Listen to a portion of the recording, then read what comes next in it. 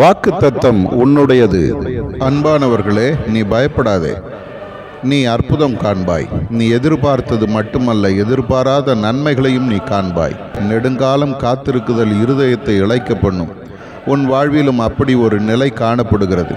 ஒரு நன்மைக்காக நீ காத்திருக்கிறாய்.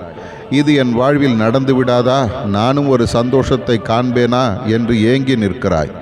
இதுவரை அந்த காரியம் உன் வாழ்வில் நடக்கவில்லை.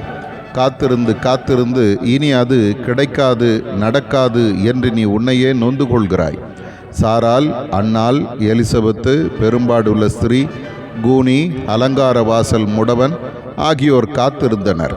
ஆனால் அவர்கள் யாரும் வெட்கப்பட்டு போகவில்லை. அவர்கள் தங்களின் ஆசீர்வாதத்தை பெற்றனர். லாசரு போல எல்லா நம்பிக்கையும் அற்றுப்போய் எல்லாம் முடிந்தது என்று நினைத்திருந்தால், செத்தவனையும் உயிரோடு எழுப்பும் வல்லமையுள்ள கர்த்தர் நான் உன்னோடு இருக்கிறேன். மனிதனால் செய்யக்கூடாதது என்னால் செய்யக்கூடும். நீ என்னை நம்பு, நான் எல்லாவற்றையும் செய்வேன். உன் கண்ணீரை காண்கிறேன், உன் ஜெபத்தை கேட்கிறேன். உன் வெட்கத்துக்கு பதிலாக சந்தோஷத்தை தருவேன். இன்றைக்கும் நீ நம்பியிருக்கும் நன்மைகளை காண நான் உன்னை நடத்துவேன். ஆதார வசனம்: உம்மாலே செய்யக்கூடாத அதிசயமான காரியம் ஒன்றுமில்லை. எரேமியா 32:17.